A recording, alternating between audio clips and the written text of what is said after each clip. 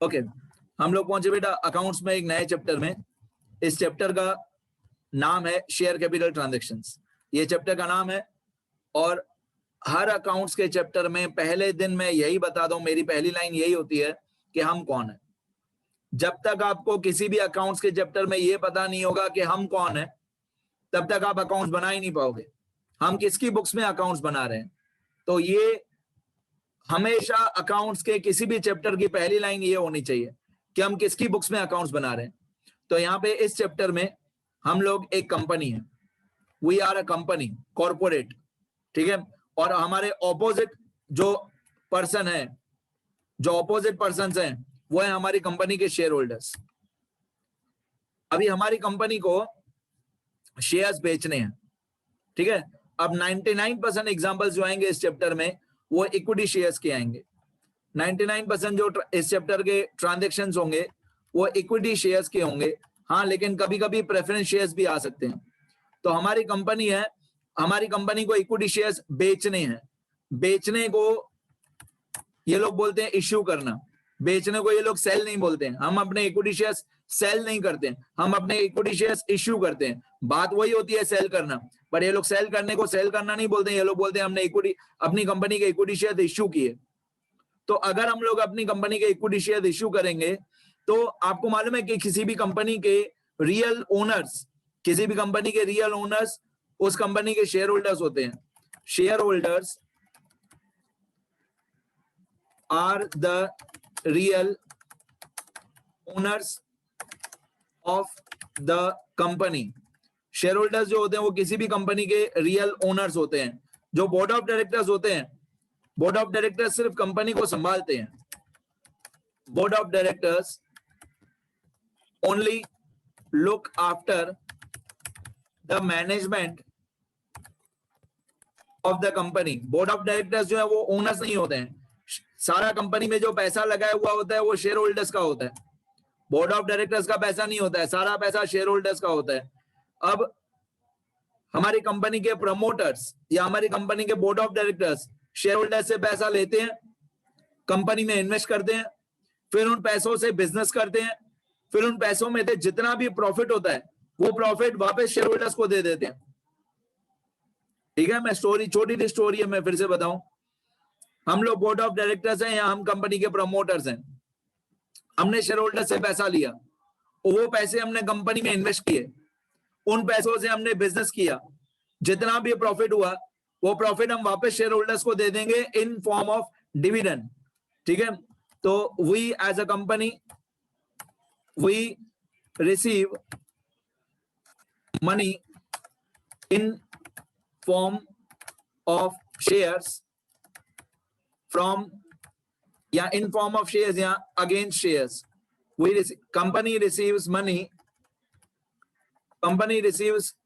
money from shareholders and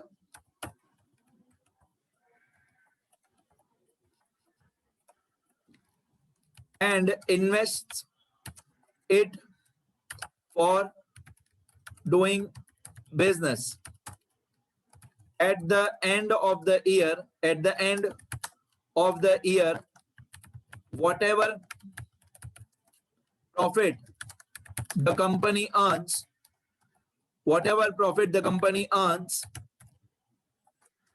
is distributed among the shareholders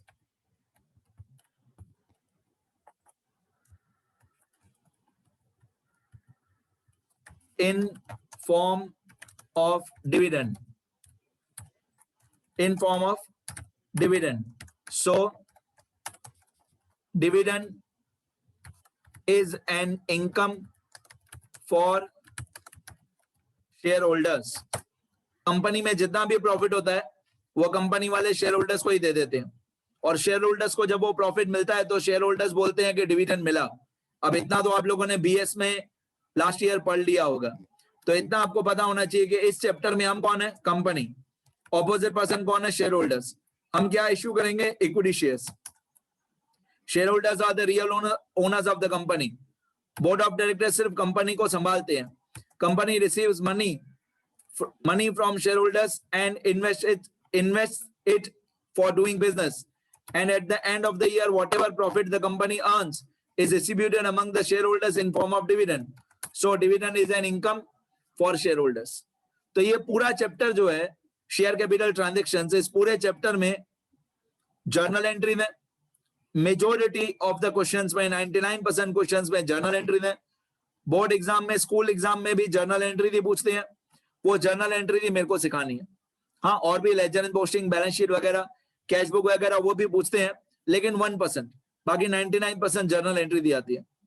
अब normally हमारे equity share की जो फेस वैल्यू होती है वो 10 रुपए होती है normally, not compulsory, not necessary. जरूरी नहीं है कि हमारे इक्विटी शेयर्स की फेस वैल्यू 10 रुपए हो। नॉर्मली किसी भी कंपनी के शेयर्स की फेस वैल्यू 10 रुपए होती है। Normally the face value of equity share is 10। अब सपोज हमारी कंपनी का नाम है A company limited, suppose our company is equal to A company limited, और हम लोगों को 1 लाख इक्विटी शेयर इश्यू करने हैं। ये मैंने छोटा सा एग्जांपल इमेजिनरी नंबर्स लिख दिए मैंने कि हमारी एक कंपनी है, हमारी कंपनी का नाम है ए कंपनी लिमिटेड, और हमारी कंपनी को 1 लाख शेयर्स इश्यू करने हैं, सपोज 1 लाख शेयर्स, और हर एक शेयर की फेस वैल्यू 10 रुपए है। तो ये जो फेस वैल्यू होती है हमारे शेयर्स की 10 रुपीज, ये 10 रुपीज हम अपने शेयर होल्डर से सारा का सारा 10 रुपीज एक साथ कॉल नहीं करते। ये सारा का सारा 10 रुपीज जो है ये हम अपने शेयर होल्डर से पूरा 10 रुपीज एक साथ कॉल नहीं करते। हम नॉर्मली इस 10 रुपीज के 4 पार्ट्स कर देते हैं, 4 इंस्टॉलमेंट्स कर देते हैं इस तरीके से, application, allotment, first call, final call. हम नॉर्मली अपने 10 रुपए का जो हमारा फेस वैल्यू था, इस 10 रुपए के शेयर के नॉर्मली हम लोग 4 पार्ट्स कर देते हैं। अब ये 10 रुपीज का हमारा शेयर था, तो हम ये 10 रुपीज अपने शेयर होल्डर से किस तरीके से कॉल करते हैं। हम शेयर होल्डर्स को बोलते हैं पहले 2 रुपए दो, 2 rupees with application, 2 rupees per share. फिर हम अपने शेयर होल्डर्स को बोलते हैं कि आप लोग 3 रुपीज दो पर शेयर विद अलॉटमेंट। फिर हम अपने शेयर होल्डर्स को बोलते हैं कि आप 2 रुपीज दो पर शेयर विद फर्स्ट कॉल। फिर हम अपने शेयर होल्डर्स को बोलते हैं कि आप 3 रुपीज दो पर शेयर विद फाइनल कॉल।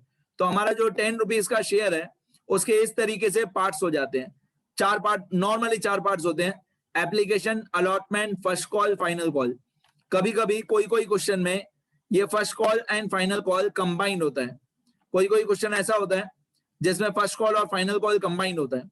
तो ये 2 रुपीज हुआ एप्लीकेशन का, 3 rupees allotment, 2 rupees first call, 3 rupees final call. अच्छा, ये जरूरी नहीं है कि ये 2-3-2-3 होगा, कंपल्सरी नहीं है कि ये ऐसा ही होगा 2-3-2-3।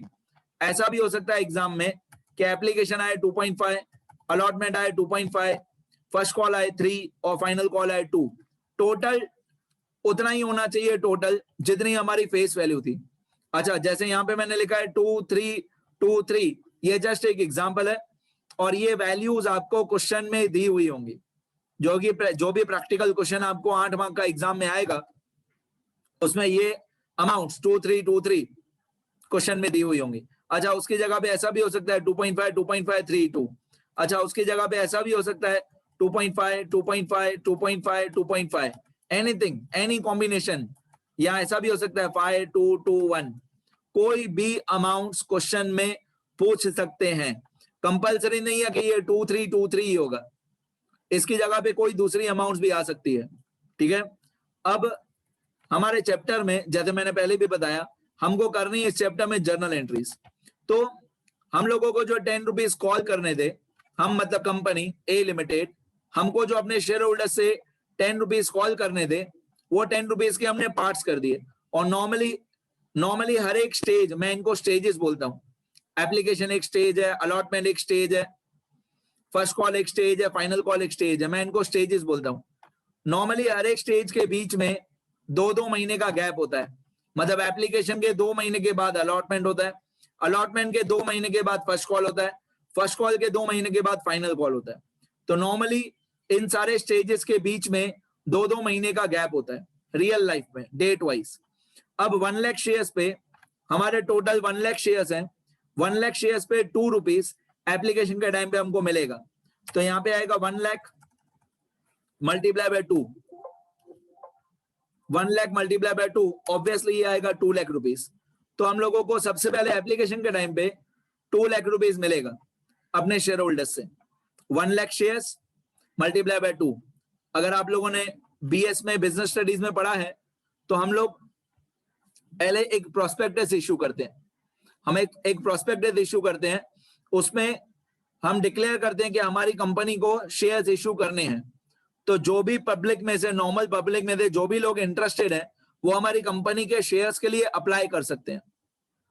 तो जिन लोगों को भी हमारी कंपनी के शेयर्स चाहिए वो लोग हमारी कंपनी के शेयर्स के लिए अप्लाई करेंगे। तो 1 लाख शेयर्स पे 2 रुपीस, तो 2 लाख रुपीस हमको एप्लीकेशन के टाइम पे मिलेगा। फिर अलॉटमेंट में 1 लाख शेयर्स पे ये 3 रुपीस। अब 1 लाख शेयर्स पे 3 रुपीस हमको मिलेगा तो 3 लाख रुपीस हमको मिलेगा। फिर फर्स्ट कॉल में 1 लाख शेयर्स पे 2 रुपीस, तो 2 लाख रुपीस हमको मिलेगा। फिर फाइनल कॉल में 1 लाख शेयर्स पे 3 रुपीस, तो 1 लाख इंटू 3 लाख, ये 3 लाख रुपीस हमको फाइनल कॉल के टाइम पे मिलेगा। इस तरीके से टोटल 10 लाख रुपीस हमको कलेक्शन होगा। टोटल 10 लाख रुपीस हम कलेक्ट करेंगे किससे? अपने शेयर होल्डर से। और मैं बार बार बोल रहा हूं कि इस चैप्टर में हम लोग एक कंपनी है, ठीक है। हमारी कंपनी को ये जो पैसे मिलेंगे 2 lakh rupees, 3 lakh rupees, 2 lakh rupees, 3 lakh rupees, total 10 lakh rupees. पहली बात तो ये धीरे धीरे करके पैसा मिलेगा। अब इस चैप्टर में टोटल 11 जर्नल एंट्रीज होती है। ये इस चैप्टर में टोटल 11 जर्नल एंट्रीज होती है। इसमें से 8 basic journal entries, 8 basic journal entries, ठीक है। वैसे आनी तो आपको 11 की 11 चाहिए, बट धीरे धीरे मैं सब लेवल बढ़ाते जाऊंगा। सबसे पहले आपको 8 बेसिक जर्नल एंट्री आनी चाहिए। उसके बाद एक एंट्री होती है फोरफीचर की, एक एंट्री होती है रीइश्यू की, एक एंट्री होती है कैपिटल रिजर्व की। इस तरीके से टोटल 11 एंट्रीज होती है। बहुत लेंथी चैप्टर है। इस चैप्टर में जितने रूल्स है ना, वो आपके पूरे साल में किसी भी दूसरे चैप्टर में इतने रूल्स नहीं है जितने इस चैप्टर में है। बहुत बहुत ज्यादा डिटेल में रूल्स हैं। लगभग 40 या 50 पेजेस के तो आपके नोटबुक में सिर्फ रूल्स आएंगे। सोचो प्रैक्टिकल क्वेश्चंस कितने लेंदी होंगे। और बहुत टिपिकल है चैप्टर, बहुत लेंदी है। अब ये जो 8 बेसिक एंट्रीज हैं, 8, यहां से हम लोग शुरू करेंगे। 8 बेसिक एंट्रीज से ट्राई करना कि आप लोगों को सब कुछ याद हो। सबसे पहले एप्लीकेशन की 2 एंट्रीज होती है। सबसे पहले एप्लीकेशन की 2 एंट्रीज होती है। आपको यहाँ पे 1 और 2 दिखाई देगा, 1 और 2। पहले 2 एंट्रीज एप्लीकेशन की होती है, फिर 2 एंट्रीज अलॉटमेंट की होती है, 3 और 4। फिर 2 एंट्रीज फर्स्ट कॉल की होती है, 5 और 6। फिर 2 एंट्रीज फाइनल कॉल की होती है, 7 और 8। इस तरीके से टोटल 8 जर्नल एंट्रीज इस चैप्टर में होती है। Total 8 journal entries. अब इन 8 जर्नल एंट्रीज में से मैं धीरे धीरे लेवल बढ़ाते जाऊं। तो ये जो 8 जर्नल एंट्रीज हैं, एप्लीकेशन में क्या होगा? एप्लीकेशन के टाइम पे कोई भी नॉर्मल पब्लिक का इंसान, नॉर्मल पब्लिक पहले एप्लीकेशन के पैसे हमको देगा। तो हम लोग कंपनी है, तो एप्लीकेशन में क्या होगा? पहले हम लोगों को पैसा मिलेगा, फिर वो एप्लीकेशन का पैसा हम लोग कैपिटल में ट्रांसफर करेंगे। एप्लीकेशन में इन case of application, first the money या amount is received and then it is transferred to capital। मतलब एप्लीकेशन में क्या होता है? एप्लीकेशन में पहले पैसा मिलता है, बाद में उसको कैपिटल में ट्रांसफर करते हैं। मतलब पहले पैसा मिलेगा, दिमाग लगाओ, जब भी हमको पैसा मिलेगा तो बैंक अकाउंट डेबिट होगा। और भी एक बात, इस चैप्टर में हम लोग कभी भी कैश अकाउंट नहीं लिखेंगे, हम लोग हमेशा बैंक अकाउंट ही लिखेंगे। पैसा आएगा तो बैंक अकाउंट डेबिट, पैसा जाएगा तो बैंक अकाउंट क्रेडिट। अब 99% नहीं 100%, चलो 99% इस चैप्टर में पैसा आएगा ही आएगा। सिर्फ एक ऐसी एंट्री होती है जहां पे हमारा पैसा जाता है, सिर्फ एक ऐसी एंट्री होती है।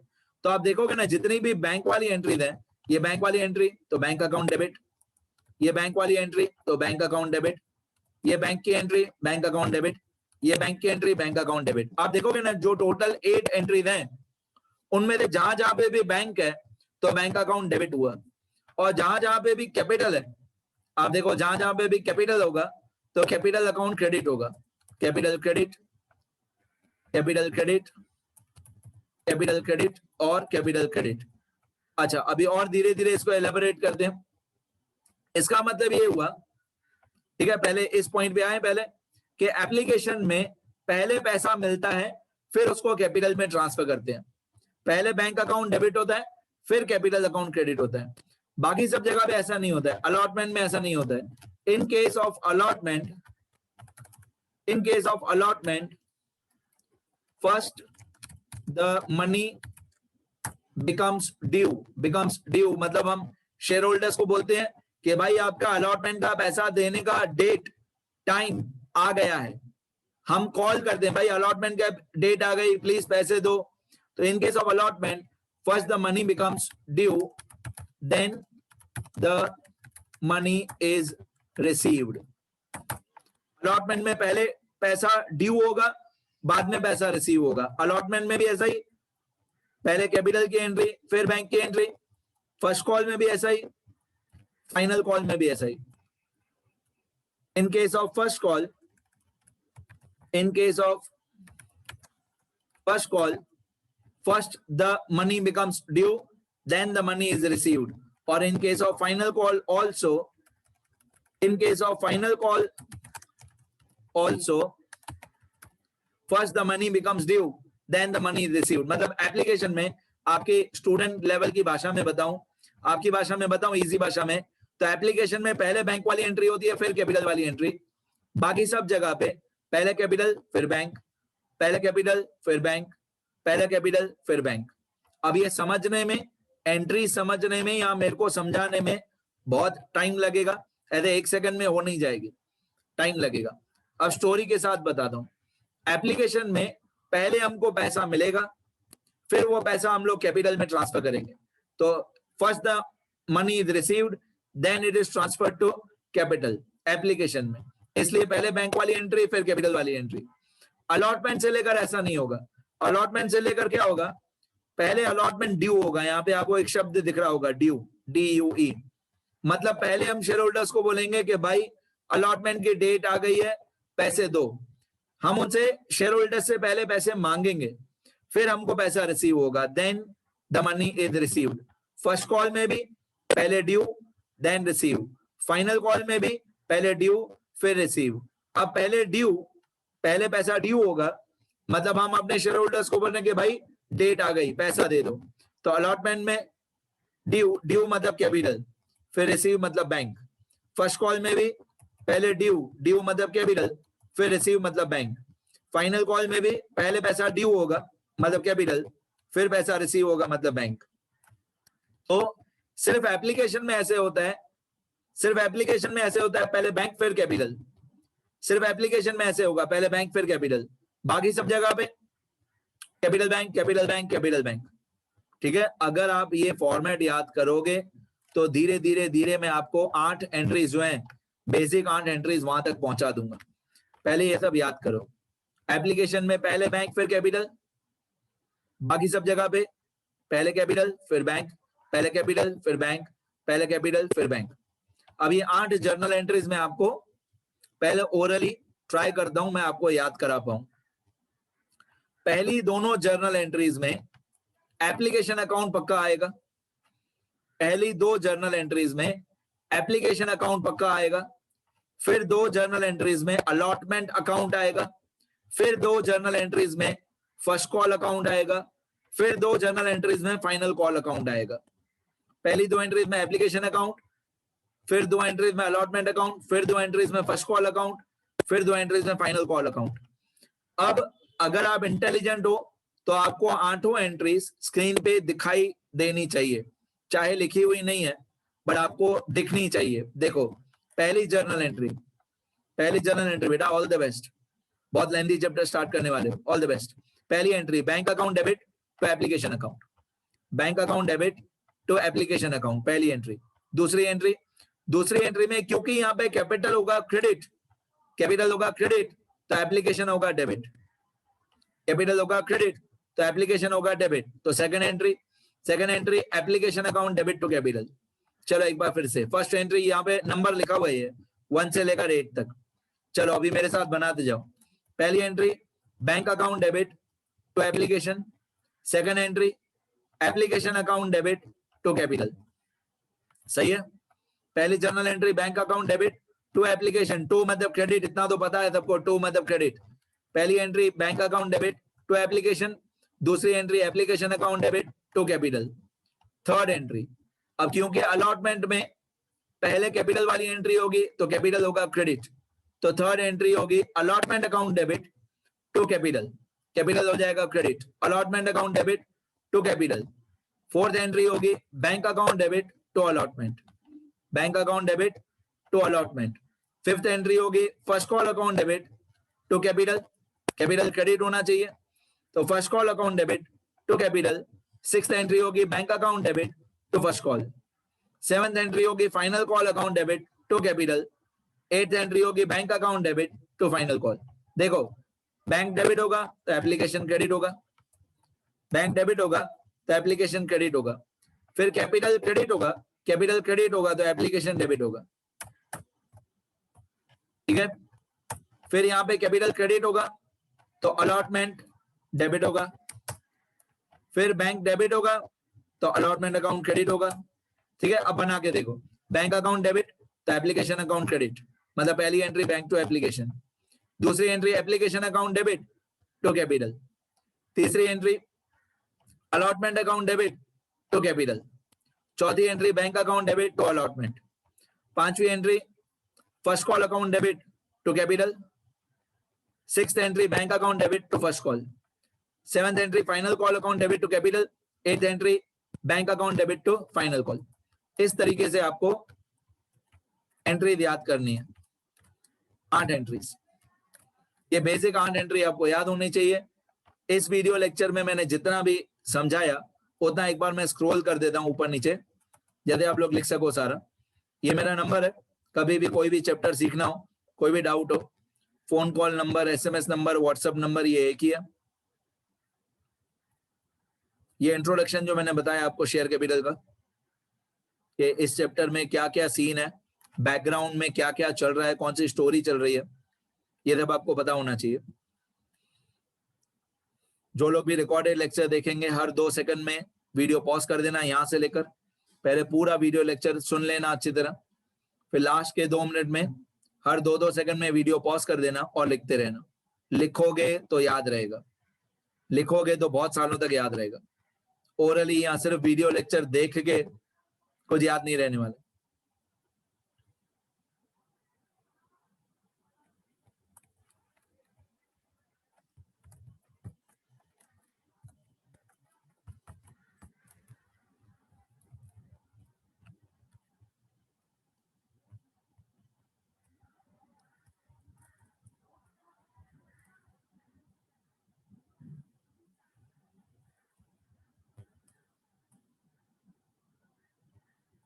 ठीक है, इतना लिखना है आपको सब अच्छी तरह